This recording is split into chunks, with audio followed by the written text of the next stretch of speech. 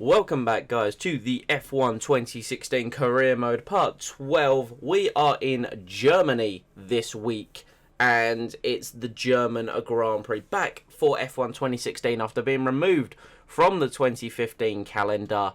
You saw last time out in Hungary, we finished 6th after trying a 3-stop strategy. Didn't work out too much. You see Mercedes have done a little update to their car there, and we're stacking up the resource points because we need to save and do some big upgrades. Because we're just off the fringes of the fastest teams there. So it needs to be the point where we're going to stock up these resource points, hopefully get purple in pretty much all the sessions, and go from there. So as you see here, track acclimatization, we're going very purple, as the only green sector we're going to get, as you see here, is the final one, coming across the line for a very, very solid track acclimatization test there. And then we're going to step straight into the tyre wear test. The tyre wear test around Germany was pretty hard. You see a couple of green laps, a couple of purple laps there, and you can see it there. But we get purple, that's absolutely fine.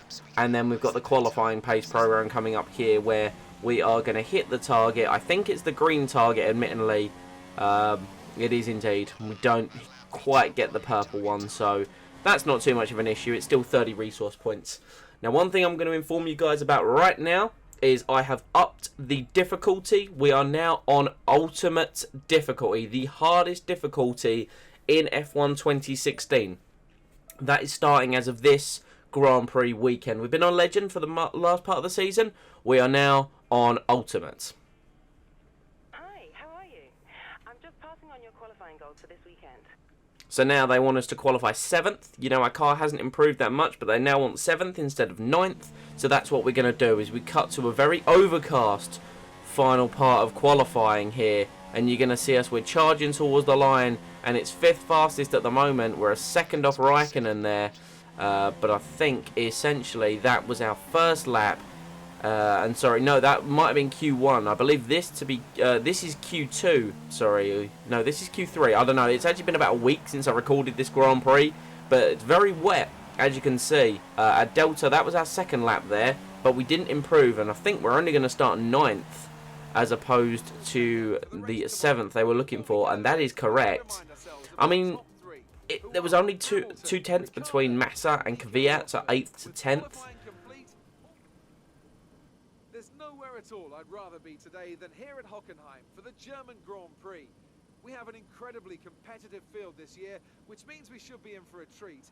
And judging by the sea of people filling the grandstands, there's a fair-sized chunk of Germany that agrees with me. We're racing in the Rhine Valley this weekend at the home of many of the sport's finest competitors. The 2.8-mile Hockenheim ring requires precision through the technical stadium section and great raw speed down the long, flat-out curve towards the popular overtaking zone of the Turn 6 hairpin. Watch out for a lot of wheel-to-wheel action there today. And joining me on this journey today is Anthony Davidson. Now, Ant, it's the home race for Mercedes, so tell me from your perspective as a driver, does a team's attitude change for their home race? Obviously a home victory, particularly good marketing, you'd think, play on the national pride side of things a bit. But do you see that all come through at all? Not really, to be honest. I mean, you do get a bit of a pep talk, I suppose. There's certainly somewhat of a raised sense of importance when it's the team's home race, but at the end of the day, we're all professionals. I mean, I want to win every race I compete in, and the teams want to win every race they compete in too. So the stakes are unbelievably high at this level. I mean, the effort is 100%, 24/7 all year round, whether it's your home Grand Prix or not. This is our engine supplier's home Grand Prix. Let's give them a race worth watching. Engineer. Renault is not German. Renault is very French. As you can see, Germany quite harsh on the tyre wear, so we got a 3-stop option and a 4-stop option. I customised the 3-stop because I didn't like the idea of, you know, softs, like, etc. What I did do is I accounted for the rain. There's very light rain going to be occurring right near the end of this German Grand Prix, so the anticipation is to be able to run medium tyres from my second stop to the rain period and then just jump straight over to intermediates. But here we go then, as we build and line up on our grid slot for the German Grand Prix. We're on the clean side of the track as opposed to Massa, Verstappen, the likes of those there. So hopefully we'll get some good drive and some good punch into the first corner as we wait for the rest of the field to line up, as we spaz out the camera apparently. I completely forgot that I did that. Either way, it's going to be interesting into turn 1. Turn 1 is not your traditional slow speed here in Germany. It's a high speed right-hander as we go to 3, 4, 5 lights. And it's go in Germany. It would appear that one of the Ferraris has had a poor start. We're going to rattle it up. There's 3 wide going into turn 1. We're going to look to go right round the outside of the Williams, Bottas and Verstappen as we move ourselves up into 5th place there. By the looks of things, behind the Ferraris, 6th place behind the Ferraris, the Mercedes and Daniel Ricciardo. Now we're going to move down into the popular overtaking spot off turn 6. Hopefully with just enough in the slipstream of Kimi Räikkönen. And the problem that I had as well, I didn't put this out in qualifying. I ran in Q2. My best time in Q2 was, oh no, we're gonna look to go down the inside. Oh, that was we just about missed Räikkönen and we've hit Vettel. Sorry, I was mid-conversation about the tyres, but I saw that it looked as if a move was shaping up. Safety car has been deployed.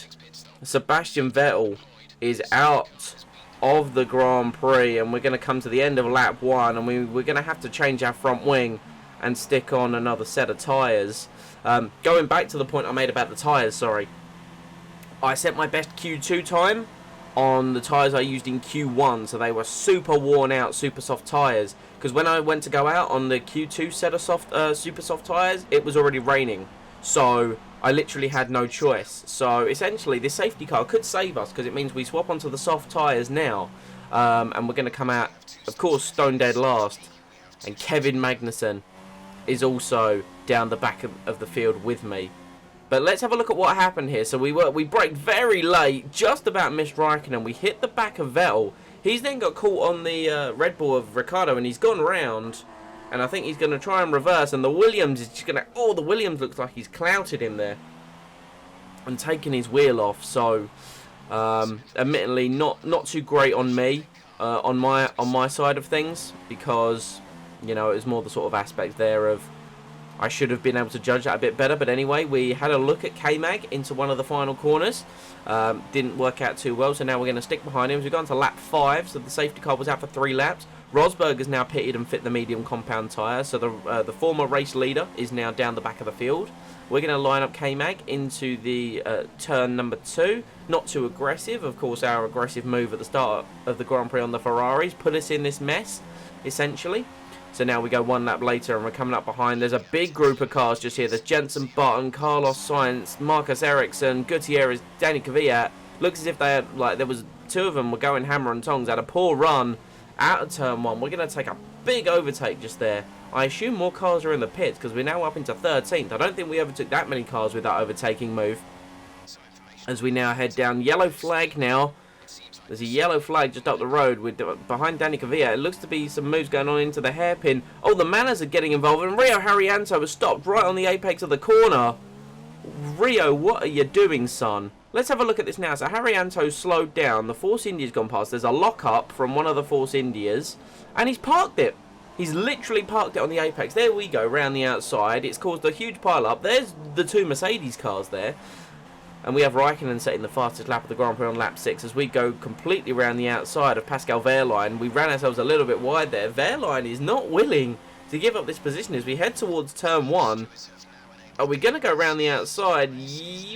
Questionable. Very questionable, granted. But either way, we're up into 8th place now as we're going to sit behind Sergio Perez, who's on the medium tyres. We've cut to lap 4 now, and we're having a fight with Kimi Räikkönen. And you can see the 2 Force Indias ahead of us. 1 on softs, 1 on mediums. They're running 2-3 at the moment. So you've got to assume they're going to be running some kind of 2-stop strategy. Either way, Raikkonen's completely had us into the hairpin there.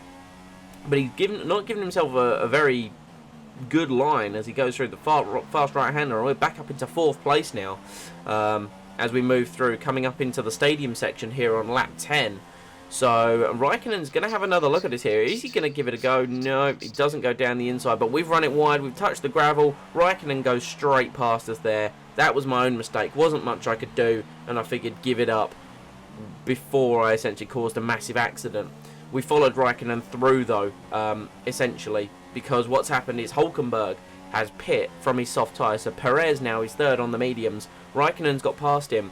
We're ahead of Rosberg, and now we're going to use DRS, slipstream, and we're going to come from a long way back down the inside. Perez luckily saw us coming there. He's got caught on our tyre though, and that's cost us a little bit. Perez now getting a good run back on us. Rosberg is just behind us. We're going to jump on board. Perez has done the same thing Raikkonen did, albeit not to as bad a degree. We're going to brake a little bit earlier, take him on the inside, and we're going to move up into third place. But our soft tyres are feeling very second hand at this point. The engineer asking about a pit stop. We should have come in a lap ago, but I figured we could get Perez. We touch the gravel as we come into the pits. This is our second stop of the Grand Prix now, getting it slowed down. Grosjean is running up in 6th for Haas on those soft tyres. You know, that appears to be his thing. Just run those tyres for as long as he can. So we're going to fit... We fit the soft tyres. I was very annoyed at that. I came in and fit soft tyres thinking I'd run mediums, you know, to the end. And literally, as they fit the tyres, they're like, oh, by the way, guys, light rain in 15 minutes. If I had known that before I pulled in, I would have fit medium tyres. I would have 100% fit medium tyres, because that way we would have been in a better position. Either way, later on in the lap, we're coming straight past Jenson Button there, into the hairpin now, and we're up into 10th place. So we're on fringe points. Not exactly the Grand Prix I had intended for any step of the way. And we're on to lap 16 now, as we've got Hulkenberg and Verstappen fighting each other. We're going to come up to turn 2. Are we going to be able to get Nico Hulkenberg? Yes, I believe we are, who's on soft tyres. He's gone from soft to soft. And we're now up into 8th place and behind Verstappen. And now we're on lap 20. So Verstappen has pit. The weather's looking very overcast, and we're between Rosberg and Hulkenberg here. So here we go, lap 21. Hulkenberg's coming back at us here for 4th place. Let's have a quick look. We've got an alternate strategy being offered. We're trying to fight the Force India. We're being asked to swap onto the medium tyres, but it's going to be raining soon. There is no point. The problem being is these soft compound tyres are feeling very second-hand. I assume Hulkenberg feels the exact same way because he fitted his tyres, I believe, a lap or two before me. Here we come, lap 22. We're into the stadium section, and we're almost at a crawl here. Look at our left front. Daniel Ricciardo now is behind us on mediums. We've gone a little bit wide into the... Oh, no! There's been contact between Ricciardo and ourselves. And we're going to have to try and bring it all the way back around. Let's have a look at what happened. We've gone wide into the... I can't remember what this corner's called, but Ricciardo's hit us on the exit. And we've spun out completely. Here it is from Ricciardo's point of view. He just had the much more inside line. He's either understeered or just gone out into us. So... bit of a racing incident there. So we've swapped to intermediate tyres because you can see rain is starting to fall. It's a very light drizzle, but we cannot stay on these tyres anymore. Look at the front left, it's at 90%. Why it hasn't popped yet, I don't know.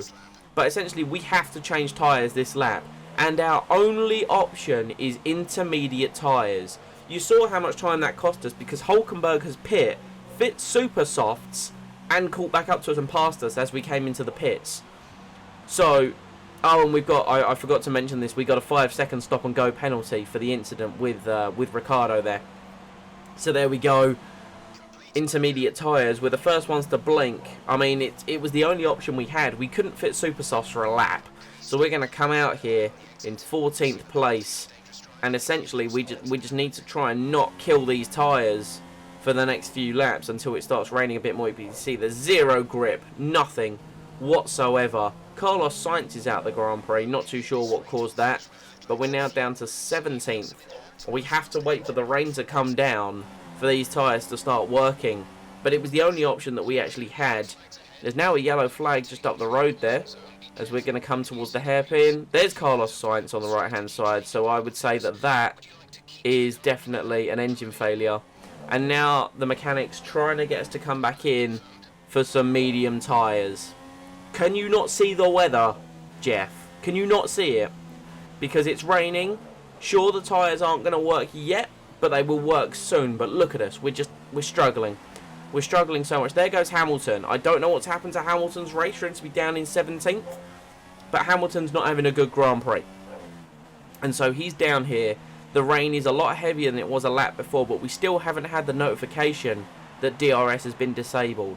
That's the crossover point. Or at least it's a good reference for the crossover point. And we're crawling. Look, we can barely get on the power. Essentially, the guys ahead of us are slowing down. So the rain, you can definitely tell the rain's getting heavier. We come around the final corner. It's starting to streak across the screen. So it has to be intermediate conditions almost any time soon. But we're just losing so much time at the moment. The problem being is we can't pit and fit any other tyres. You see the left front's overheating because there's a lack of water on the road. But we can't pit and fit anything else. And eventually, it's going to come to the point where the tyres will switch on. End of lap 26. You see, all the cars are in the pits now. It's finally good enough and finally wet enough for the intermediate tyres. So we're going to make up a few places here, but not enough to put us back in the points. We're 12th, you see.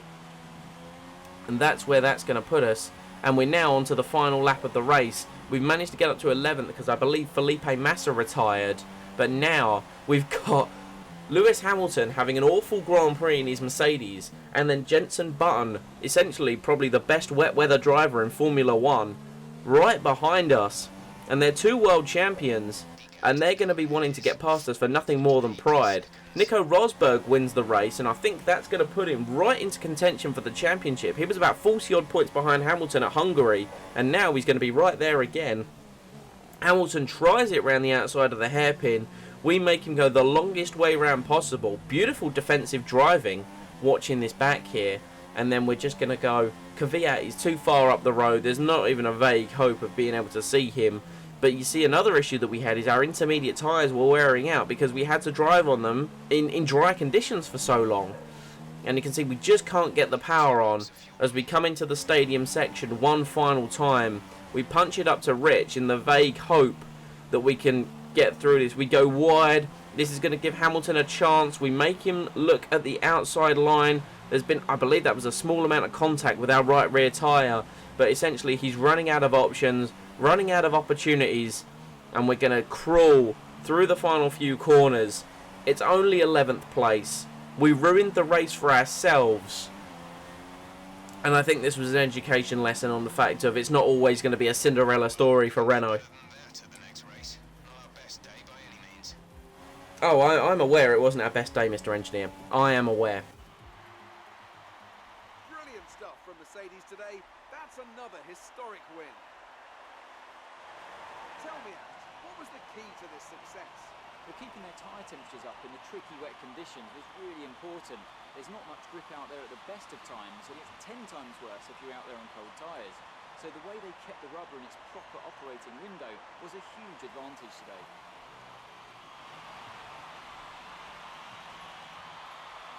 Here are our podium drivers today after that excellent race. They've excelled here, as they so often do, and it's a well-deserved victory. Mercedes, then, are on top today.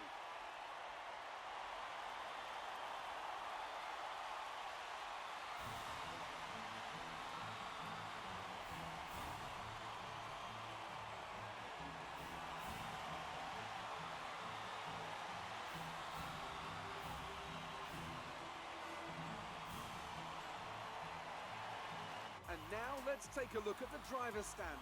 Well, the Lewis Hamilton pitted 6 times in this I think I figured out why he was down so low. He did the 6 stop. Massa did 4.